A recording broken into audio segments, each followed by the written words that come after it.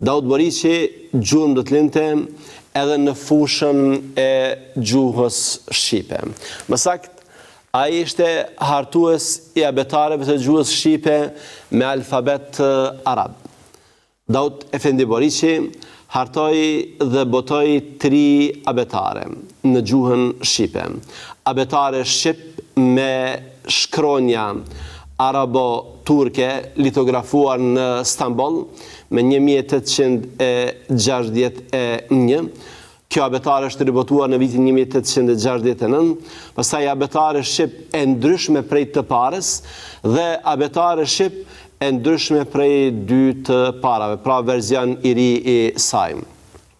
Si shihet, ai është një halk në zinxhirin e gjatë të imamëve dhe myderrizve që kanë punuar e kanë lënë gjurmët e tyre në themelimin e alfabetit shqip dhe promovimin e gjuhës shqipe dhe të drejtës për ta folur atë dhe për të shkruar në të.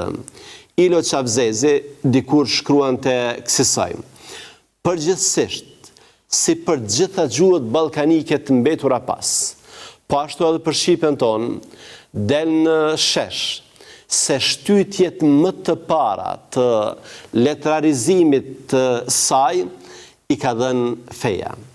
Doktor Hasan Bello, duke u ndërlidhur me këtë, jep një konstatim brillant. Thot, kjo e shpjegon edhe dukurinë se hartuesit e parë të shkrimeve shqipe kryesisht janë përjes fetar.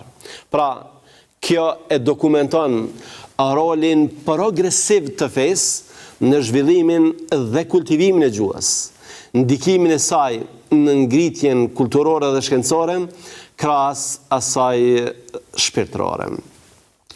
Si përmbledhje të qëllimeve dhe objektivave të abetares, Hoxh Daud Boriqi shkruante kësaj: shqiptari me mënyrën e shkronjave që kam kallëzue në alfabetin shqip, brenda pak kohe mundet me shkrue gjuhën e vetë. Pra qëllimi i tij ishte që shqiptarët duke mësuar gjuhën e tyre të arrijnë që të shkruajnë në gjuhën e vetë.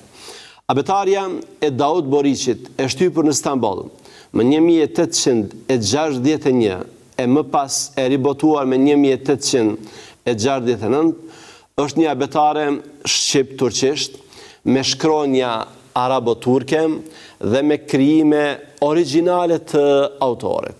Abetarja në fjalë ka gjithsej 37 shkronja, nga të cilat 28 janë të alfabetit arab, 2 i ka marrë nga osmanlishtja dhe për të plotësuar nevojat e gjuhës sonë, 7 shkronja Daud Boriqi i hartoi vetë, nga ato fonema që i korespondonin me gjuhën shqipe.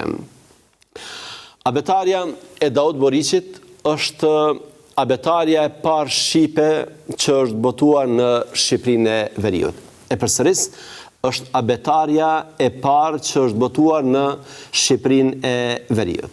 Ndonse e botuar me alfabet arabo-turk, ajo ka përmbajtje krejtësisht shqiptare dhe me krijime, siç përmendëm më parë, origjinale të autorit. Kjo dëshmon për një hap në fushën e arsimit fillor, kombëtar, me bazë gjuhën shqipe.